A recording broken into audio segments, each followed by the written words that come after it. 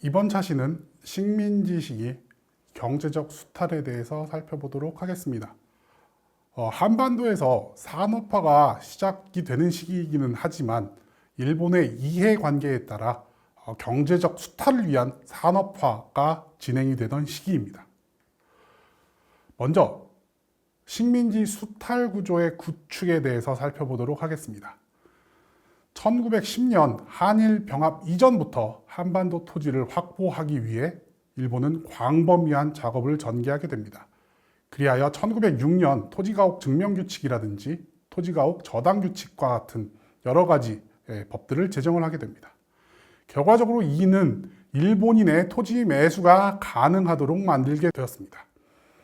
그리고 1908년도 동양척식회사를 설립하고 일본인 지주체제를 시작하게 됩니다. 동양척식회사는 서양의 동인도 회사와 비슷한 성격의 침탈적 기업입니다.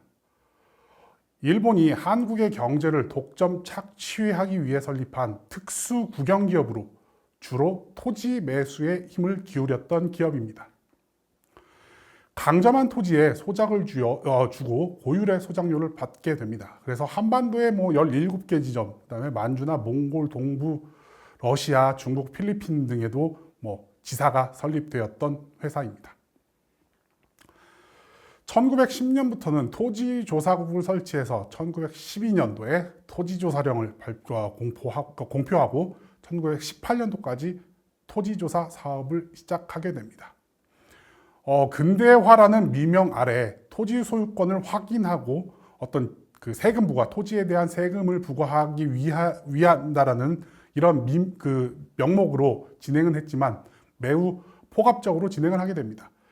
그래서 토지조사 사업의 목적은 토지 소유권 조사를 통해 일본인 지주 체제를 강화하고 식민지 재정 체계를 확립하려는 것이었습니다. 대표적으로 이 신고주의를 통해 조선인 토지 소유권을 강탈하는 그 행위를 하게 됩니다. 토지조사 과정에서 복잡한 신고 절차라든지 그다음에 식민지 기관 및 일본 지주에 의한 토지 신고서 확인, 그다음에 소유권 심사 과정 등을 절차로 내세우고 기한을 짧게 한정했기 때문에 여기에서 누락된 많은 토지들이 국유지, 즉 일본의 토지로 편입이 되게 됩니다. 농민들은 기존 경작권 등의 권리를 부정당하게 되고요. 지주의 소유권이 굉장히 배타적 권리로 확정이 되게 되는데 이것들 역시 이 토지조사 사업에 따른 어떤 토지 소유권 강탈이라고 볼 수가 있습니다. 토지조사 사업의 결과입니다. 이 방대한 토지가 약탈이 됐습니다. 1930년까지 총독부 소유 토지가 한반도 전체의 40%에 달할 정도로 많은 토지들이 총독부 소유로 전환이 됩니다. 더불어 총독부의 지세 수입이 급증하여 식민 지배를 뒷받침할 재정이 확보가 되었습니다. 1911년도 지세 수입은 624만 원에 그쳤지만 1920년도 지세 수입은 1,100만 원까지 증가를 하게 됩니다. 그리고 지주제도 강화되게 됩니다. 여기서 말하는 이 지주는 당연히 일본인 지주입니다. 총독부는 토지를 동양척식회사를 통해 일본인에게 불화하여 많은 일본인 지주가 양산이 되게 됩니다. 그리고 농민 계층이 몰락을 하게 됩니다. 소작농은 소작용 및 각종 세금으로 인해 점차적으로 경제적 기반을 상실하게 되고 소작지마저 얻지 못하는 경우들도 발생을 하게 됩니다. 이에 따라 화전민이나 노동자, 도시 빈민으로 변화되어 살아가게 됩니다. 그리고 삶의 터전에서 생활하기 어려운 경우 이 사람들은 이제 만주나 연해주로 이주를 하게 됩니다. 이 표를 보시면 이 조선 농민의 소작농화 경향이 굉장히 강해집니다. 즉, 이 얘기는 뭐냐면 기존에 자기 토지에서 농사를 지었던 사람들이 점차적으로 줄어든다는 얘기입니다. 즉, 일본인 지주의 토지 확보가 늘어나고 이에 따라 조선인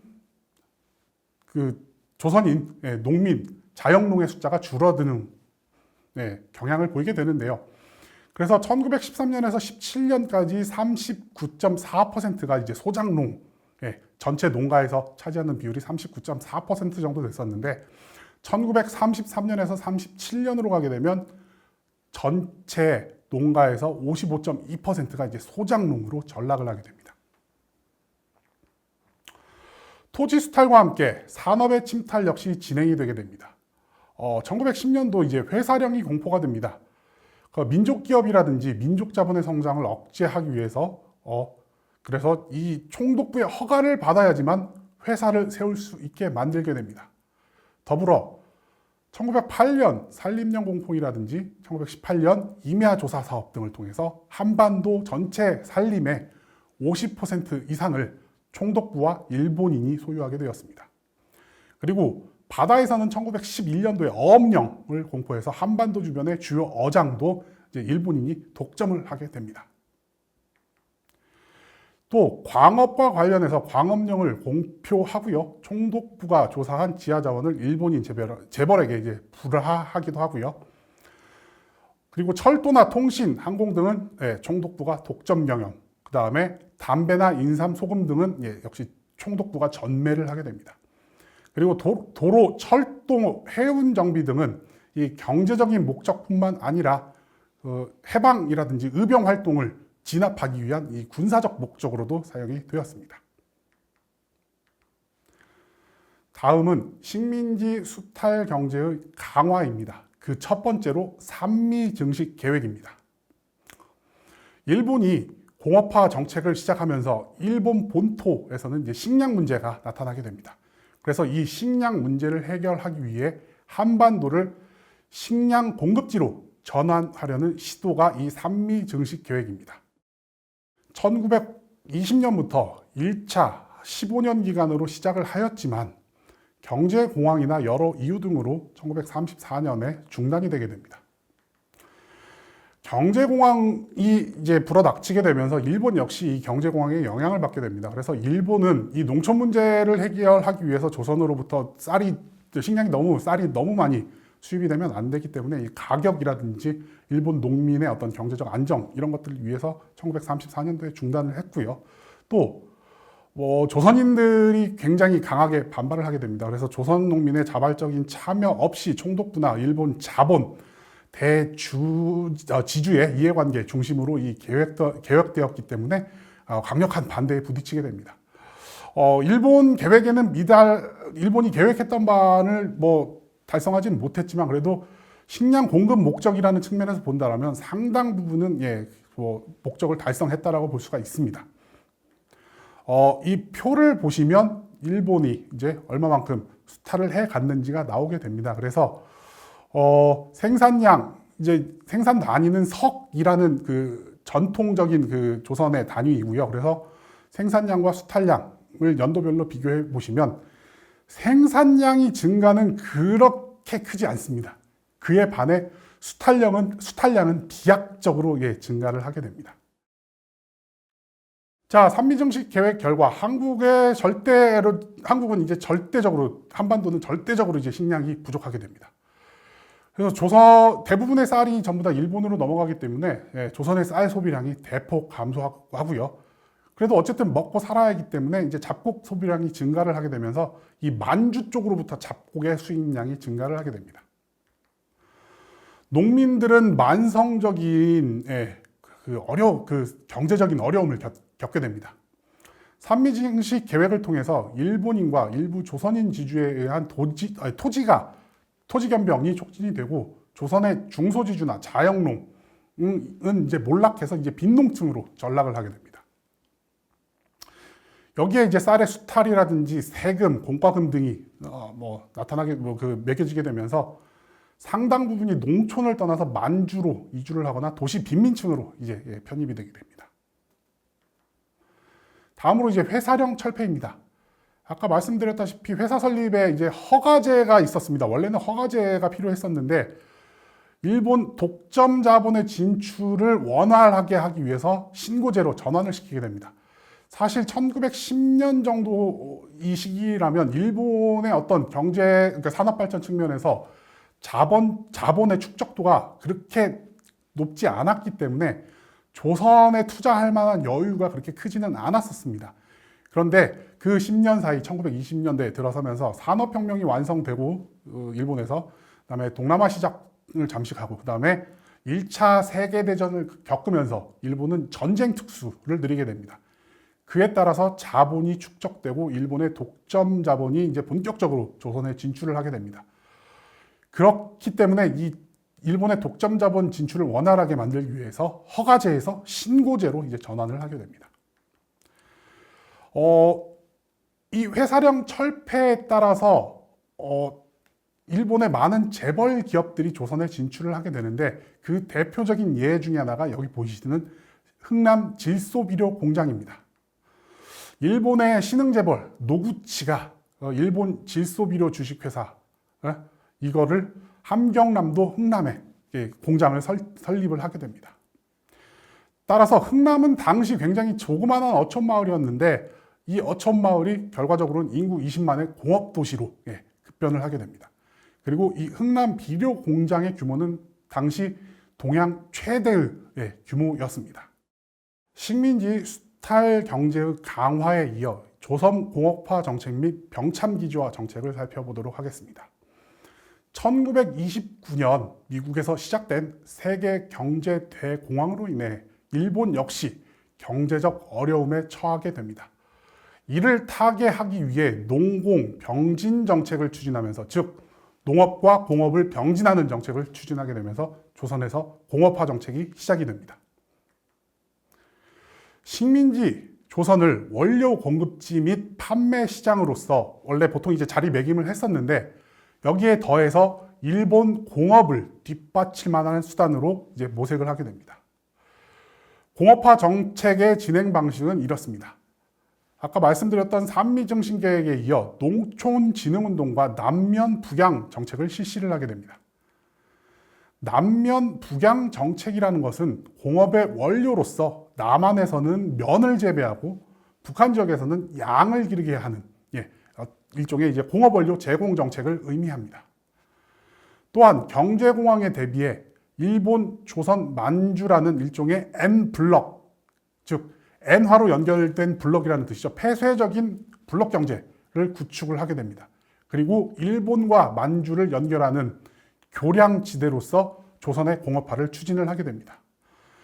이 경제공황 시절에 대부분의 제국주의 국가들은 이렇듯 이제 폐쇄적 블록 경제를 구축을 하게 됩니다. 그래서 대표적으로 영국 같은 경우에는 영국의 식민지들을 결합해서 파운드 블럭이라는 폐쇄적인 경제 구조를 만들고 프랑스는 이제 플랑 블럭이라는 폐쇄적인 구조를 만들게 됩니다. 일본 역시 방금 설명드렸다시피 일본, 조선, 만주로 연결되는 M 블럭이라는 폐쇄적인 경제 권역을 설정을 하게 됩니다. 더불어 공업화 정책이 시작되면서 일본 내에서 경쟁력이 약한 산업을 인접 지역인 한반도로 이전을 하게 됩니다. 그래서 주로 한반도 북부 지역을 중심으로 공업화 정책이 진행이 되게 됩니다. 그래서 북부 지방을 중심으로 주로 광업, 산업, 그다음에 전력 산업이 추진됩니다. 그리고 이는 금속, 화학 등의 중화학 공업과 연계되면서 산업이 이제 북쪽 지역에서 즉 한반도 북부에서 빠르게 이제 성장을 하게 됩니다. 일본의 대륙 침략이 이제 본격화하게 되기 시작하면서 조선의 이제 병참 기지화 정책이 시작이 됩니다. 병참 기지란 군의 생존을 유지하기 위해 군사작전에 필요한 인원과 물자를 보급하고 지원하는 근거지를 의미합니다. 경제 대공황이 심해지면서 이를 타개하기 위해서 일본은 팽창주의 정책을 추구하게 됩니다. 1931년도에 만주 사변이 발생을 하고요. 1937년도 중일전쟁이 발생하고 1941년도에는 태평양 전쟁이 발생을 하게 됩니다. 발발을 하게 됩니다. 이에 따라서 1936년 취임한 조선 총독 미나미지로는 병참 기지화 정책을 추구하게 됩니다. 그래서 전쟁 수행을 위해 일본 및 일본 식민지 전체적 관점에서 어떤 조선 경제가 담당할 역할과 방향을 설정을 하게 됩니다. 그래서 전쟁 수행을 위한 군수물자를 생산하는 병참기지로서 조선의 역할이 이제 재조정되게 됩니다. 진행 방식은 모든 가용 자원을 군수 산업에 집중하기 위해서 산업 다각화를 추진하게 됩니다. 그래서 경금속, 석유, 공작기계, 자동차 같은 다양한 사업이 시행이 됩니다. 그리고 통제경제 체제가 작동을 하게 됩니다. 아무래도 전쟁을 수행하려면 물자가 부족하기 때문에 일단 최우선은 군대에 조달할 물품이 되겠죠. 그래서 이 군수 조달에 방점을 둔 통제 경제 체제를 작동을 시키게 됩니다. 그렇게 되면 당연히 민간 쪽에서는 생활이 어려워지는 이런 모습을 보이게 되겠죠. 자, 그리고 노동력 동원도 본격화하기 시작합니다. 1938년도, 즉 1937년도 중일 전쟁이 발발한 1년 뒤 국가 총동원법을 조선에 적용을 하게 됩니다. 그래서 군수공업에 필요한 노동력을 동원을 하게 되고요. 그리고 태평양 전쟁이 장기화되면서 1944년도에는 국민징용령을 실시를 하게 됩니다. 그래서 조선인에 대한 강제 동원 정책이 실시가 됩니다. 조선공업화 및 병참기지화 정책은 식민지 조선이 보유한 각종 자원과 생산력을 고갈시키면서 전개됩니다. 그렇기 때문에 해방 후에도 경제개발이나 산업개발을 추진하는 데 있어 상당히 좀 어려움을 겪게 만드는 이 원인으로 이 조선공업화 및 병참기지화 정책이 작동을 하게 됩니다. 이 병참기지화 정책과 관련해서 대표적인 것 중에 하나 이 수풍수력발전소라고 볼 수가 있습니다. 여러 산업을 다각화시키는 가운데 그 전력 수요가 많이 필요한 산업들이 존재를 합니다. 그래서 이 전력을 공급하기 위해서 수풍수력발전소를 건설을 하게 됩니다. 압록강에 위치해 있고요. 결과적으로 이 당시 이제 37년도부터 이 건설이 결정이 되고요. 43년도에 준공이 됐는데 당시에는 아시아에서 가장 큰 댐이고 세계에서도 세 번째로 큰 수력발전소였습니다. 미국의 후버, 그다음에 윌슨 댐에 이어서 세계에서 세 번째로 큰 수력발전소였습니다. 그리고 한반도 전체를 이 발전소 하나로 전력을 공급할 수 있었고 또 만주 일부까지도 전력을 공급할 수 있는 굉장히 엄청난 양의 전력을 생산했던 발전소입니다. 이번 차시는 여기서 마무리하겠습니다.